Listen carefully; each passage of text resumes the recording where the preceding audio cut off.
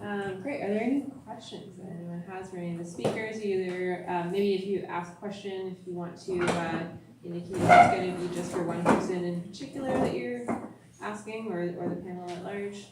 Yeah, I've got actually a couple of questions for you. The first one was around the formation of the land trust.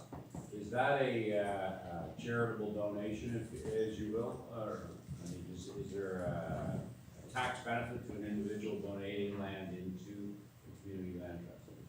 Typically there is. In our case, we haven't set that up, but in many community land trusts, that is. So community land trusts get land by donation, by purchase, so they use that excess of money that they get by leases or from municipalities. Those are the primary three sources that they get land. Okay, so that was the first one. Second one, sorry, is related to the expansionist aspect, as well as the fact that I believe community land trusts are probably perceived within government as perhaps being not a good thing, because they may not generate the same amount of revenue out of that if the land starts to get frozen down in agricultural. Do you think there's going to be any pushback as the idea catches on when you got 50% growth in the U.S. in a rather short time? We pay the same taxes that anyone else does. I think if we were a charity, we would pay less taxes. Like, so I actually, so on the house that I actually moved a house there, but I paid the taxes that I would if that house was on private property. So from the municipality's perspective, it doesn't impact their revenue. I think if it is a charity, it would though. There is a category of municipal taxes for charitable organizations, so it could influence it. In general, I think most municipalities and provincial governments are increasingly supportive of community land trusts because of the housing crisis that really exists across Canada. So I think there's more and more acknowledgement of the desperate need for new approaches to housing. Thank you. Thanks for that question, and those questions. Yes? Wilma, can you flesh out localization and also security around localization? I was hearing two maybe contradictory statements about, okay. Well, It doesn't have to I be mean, wrong. localism is really where, you know, people in a, let's say, a small community, as an example, would, in effect, it's almost, I mean, this is where it gets really tricky, but I'm almost like wanting, you know, so the tax issue. So we make taxes, but it's like, no, we're not going to do that anymore. Like, we're going to revolt, so to speak, and focus the monies that are available in said community, stay in the community.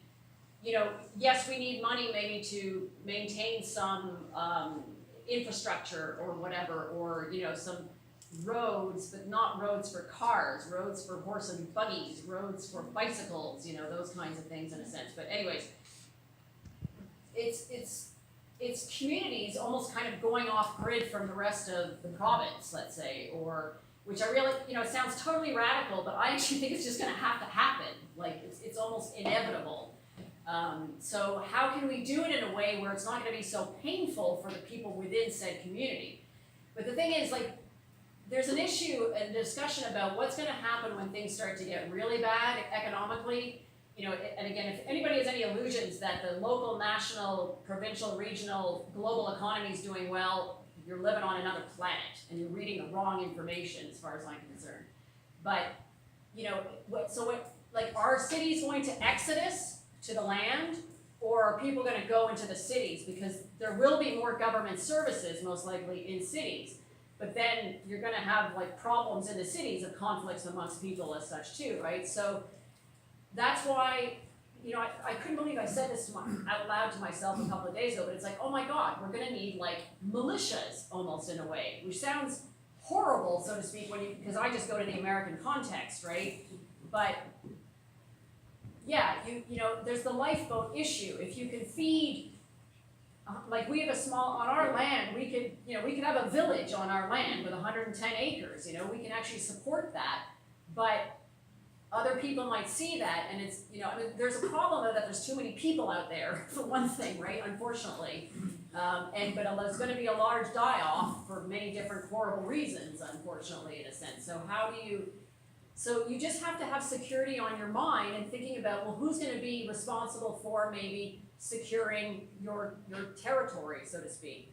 And, you know, who's going to be taking care of growing all the food? Who's gonna be taking care of whatever? Who's gonna be doing the, you know, transporting stuff so that you do some bartering and trade and all this kind of stuff? Like, you're gonna have designated sort of people doing different tasks, not just specializing in that, but I also sort of think, you know, there's always this stuff that certain people don't wanna do that you have to do. So yeah, I mean, I know militia sounds really like, oh, Christ, that's horrible, but what are you gonna do? You know, if you know you're organized well, you know you can feed this many people. Yes, you can feed some strangers coming through, some travelers, but it's like, can you take in 20 families? What are you gonna do? Everybody starves, or everybody lives for a short period of time? Like, what happens? You have a question here. Thanks. I have been talking about land trust in Halifax for a few years. And there's a group there that's kind of actively working towards organizing themselves. And then also there are people who are interested in co-housing, are interested in land trust as possibly like a container for co-housing. And there's also people who are involved in co-ops, which have paid off their mortgages and are wondering if, you know, the co-ops gonna do the land trust. And I'm just wondering from your experience, and I've heard of Walter Gray Farm for years, I didn't actually realize it was a land trust.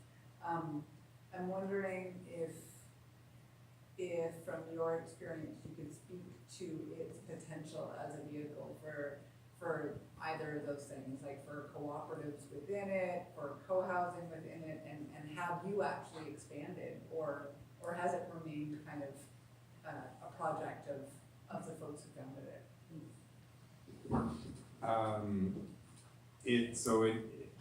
We've certainly explored a number of opportunities. In fact, well, Anne is here, who was part of one of those explorations in which we looked at having a co-housing project on a leased piece of land of the land trust for people who wanted to basically downsize, and there was a number of people who were part of that discussion. It's pretty tricky to orchestrate it because of timing and when people have funds to invest and when people are ready to do that. I think you almost would have to develop it in a way, like build it and then people would come, as opposed to a group of people actually doing it as a group. But we've certainly explored that, and our intention has always been to do that, but we haven't quite got around to it because of life. But Anne, would you add anything to that? No, I think you captured it. Okay. Thank you.